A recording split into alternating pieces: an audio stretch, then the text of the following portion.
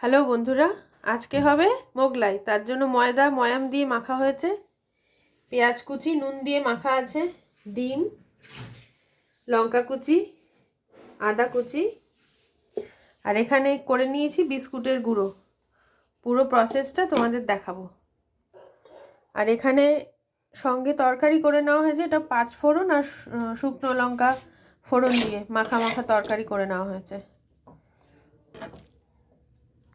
পেঁয়াজ কুচি নুন দিয়ে মাখা ছিল, তার মধ্যে আদা কুচি চলে যাচ্ছে, এটা মুখে পড়লে খুব ভালো লাগে।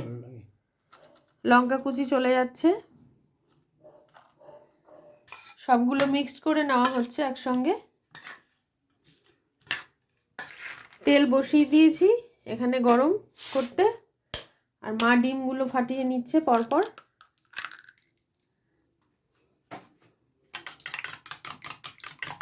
এটা নুন দিয়ে ফেটানো হচ্ছে। ডোগুলো একটু বড় নিতে হবে নর্মাল রুটির থেকে, বড় করে বেলে নিতে হবে, কারণ এর মধ্যে এগুলো যাবে তো। পাতলা করে বেলতে হবে, কেননা ভেতরে ডিমটা যাতে সুন্দরভাবে হয়ে যায়, আর বড় করতে হবে, ফিলিংগুলো যাবে ভেতরে। তাই এর মধ্যে চলে যাচ্ছে নুন দিয়ে মাখা পেঁয়াজ, লঙ্কা আর আদাটা, তার সঙ্গে চলে যাচ্ছে বিস্কুটের গুঁড়ো। এর মধ্যে একটু মিষ্টি বিস্কুটও আছে আর টোস্ট বিস্কুট আছে, দুটো মেলানো।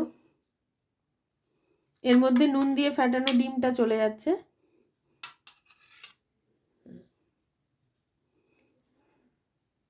এটা ভালো করে মাখিয়ে নিতে হবে।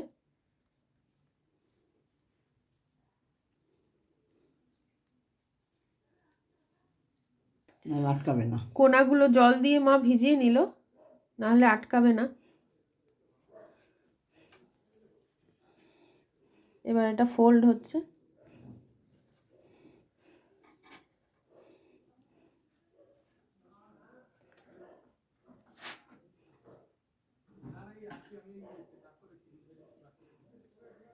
আবার একটু জল লাগিয়ে নিচ্ছে।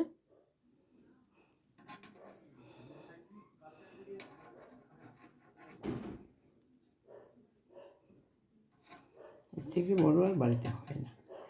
হ্যাঁ, এবার এটা চলে যাবে গরম তেলে। হ্যাঁ, এবার তেলে ছাড়া হচ্ছে।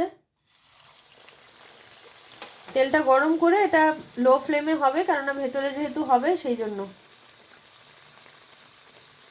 এটা আবার উল্টে দেওয়া হচ্ছে। ক্রিস্পি হয়েছে বন্ধুরা, ক্লোজ করে দেখাচ্ছি আমি, দেখো কি সুন্দর হয়েছে। এটা অলরেডি ডান বন্ধুরা, এবার সার্ভ হবে। সস চলে এসছে, সঙ্গে খাওয়ার জন্য তরকারি। ঘরোয়া মোগলাই রেডি।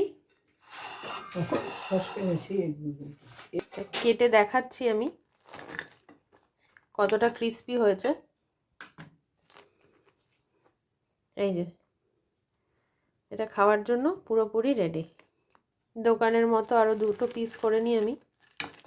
এতটা ক্রিস্পি হয়েছে যে ছুরি দিতেই কেটে যাচ্ছে। তো বন্ধুরা, আপনারা এইভাবে তৈরি করে খাবেন। অবশ্যই আমার পেজটাকে ফলো করে দেবেন ফেসবুক থেকে, আর লাইক কমেন্ট শেয়ার করবেন। তো আজকের মতো টাটা।